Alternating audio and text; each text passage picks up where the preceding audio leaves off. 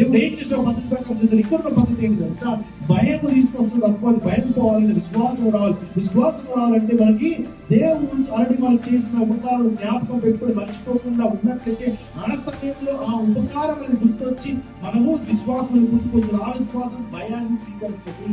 ఆ పద్ధతి గల స్టేట్మెంట్ ఎక్కడ తెలుసా? ఈ యొక్క వాక్య భాగంలో ఎప్పుడైతే గుర్తు పెట్టుకుంటానో, ఎప్పుడైతే జ్ఞాపకం తెచ్చుకుంటానో నాకు ఆశ పుట్టుచున్నది.